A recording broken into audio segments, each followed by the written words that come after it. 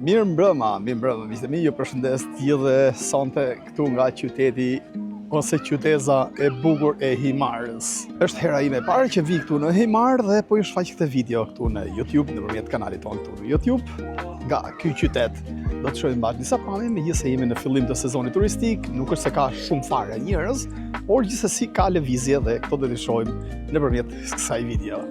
Kjo pra është Himara, një nga zonat e bukura bregdetare këtu në jug të Shqipërisë, e cila frekuentohet shumë nga turistët, duke qenë se është shumë afër Bregdeti nga zonat e banuara, nga qyteza. Shikoni se çfarë distancë e shkurtër është pjesa e plazhit nga zona e qytetit.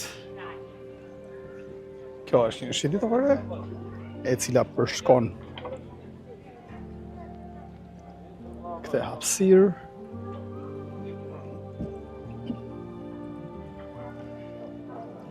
Në një farë mënyrë ka një farë ngjashmërie me deri diku me Sarandën, por kuptohet Saranda ka më shumë fluks, ka më shumë njerëz.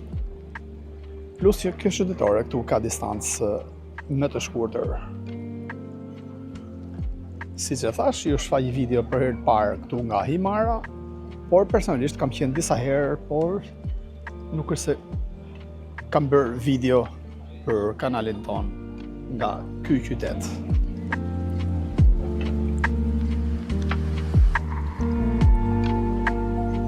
Është një qytezë, si mu të them, nuk është se ka një hapësirë shumë madhe pjesa e qytezës Himarës, por si që thash, ka shumë frekuentim nga turistë, nga vizitorë nga tërë Shqipëria, por edhe nga zonat përreth vinë dhe vizitojnë këtë zonë kaq të bukur këtu në jug të vendit tonë.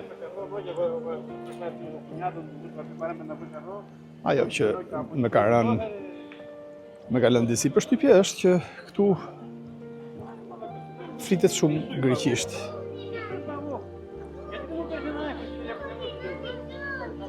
Është një nga zonat që shfrytëzohet shpeshherë edhe politikisht, pra për situata politike. Himara,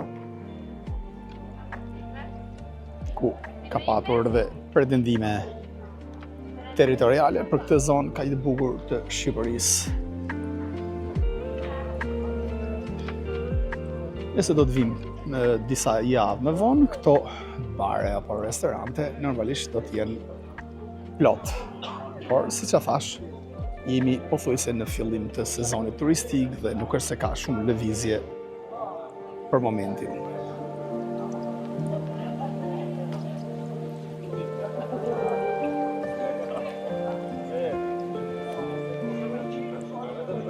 Temperaturat po rriten, çka tregon se gradualisht po fillon të vi pra ky sezon turistik. Aktualisht është 18 gradë temperatura, por gjatë ditës ka patur temperatura relativisht të larta dhe gjatë pasdites që kam udhëtuar sot në Rivierën Shqiptare, kam vënë re që ka shumë njerëz të cilët frekuentojnë pra plazhin, nuk është në mënyrë masive, por e frekuentojnë. Paktën tek zona ku isha sot, në Porto Palermo, kishte njerëz që bënin plazh.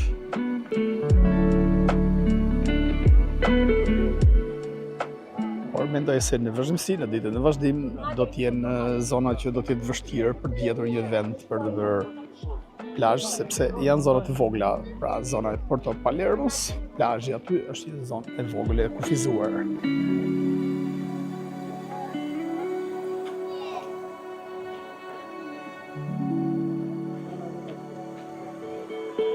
Kjo pra është shëndetëria këtu në Himar. Siç e thash, nuk është se ka një distancë shumë të madhe, por mendoj që ta përshkojmë krahun Majtas, i cili të dërgon deri në fund, por për momentin mendoj që të futem afër këtij moli këtu ku dua t'ju shfaq pamje afër Bregdetit.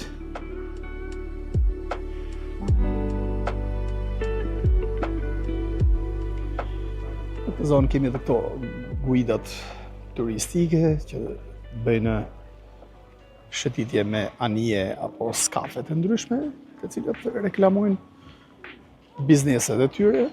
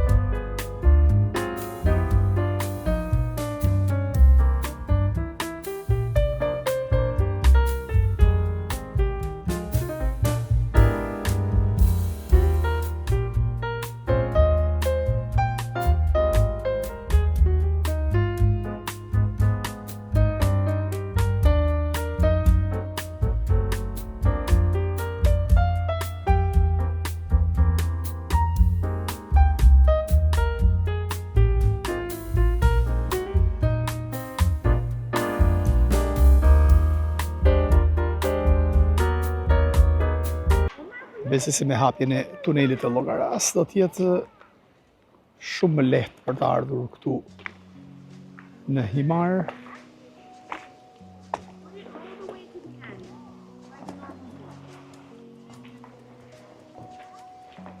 Mendohet që tuneli do të hapet në fund të qershorit, çka do të shërbej shumë mirë turizmit shqiptar.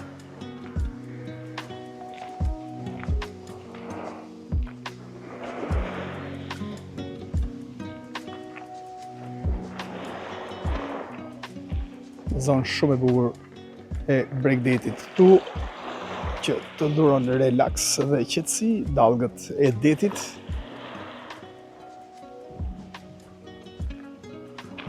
Mendoj që të vazhdojmë në shëndetore, ku t'ju përcjell pamje të tjera për gjatë shëndetores.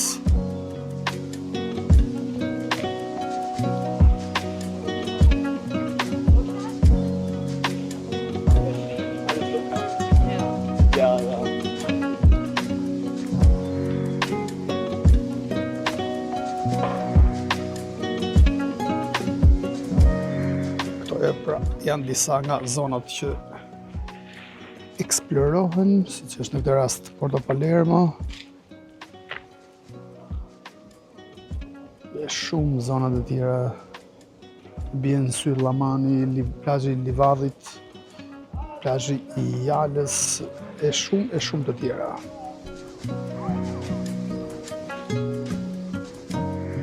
Nëpërmjet këtyre barkave ose anijeve që janë të ankoruara pak më tej, të bëhet xhiro turistike dhe mund t'i shihoni atraksionet e bukura që dhuron jugu i Shqipërisë.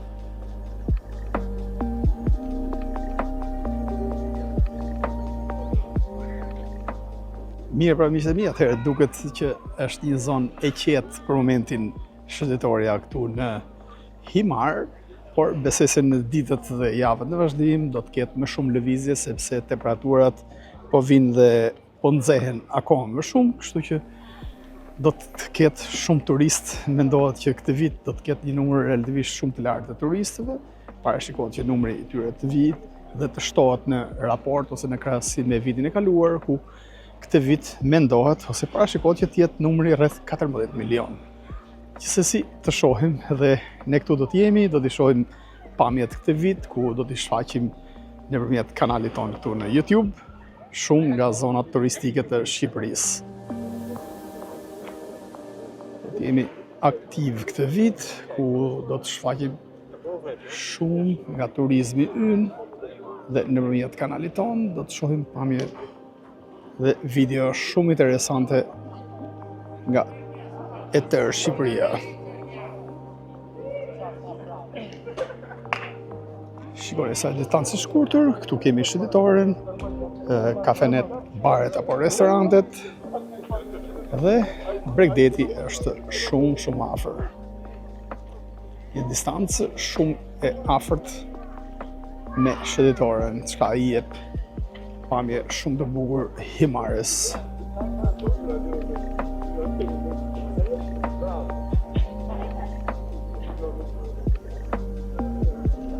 Ka një ngjashmëri, siç e thash, me Sarandet, të paktën pjesa e këtyre restoranteve, bareve dhe shëndetores, ndërkohë që avantazhi këtu kemi se është shumë afër pjesa e Bregut të Detit. Kur flasim për Bregdetin me Sarandën aty është, por këtu kemi plazhin që është më afër, ndërsa në Sarandë është vetëm një zonë e vogël që ka pak a shumë këtë lloj distance. Mirë, mendoj që të futemi tek zona kryesore e shëndetores, ku doja t'ju jepja pamje më nga afër, duke fokusuar edhe këto baret apo restorantet të cilat operojnë përgjatë shëndetores këtu.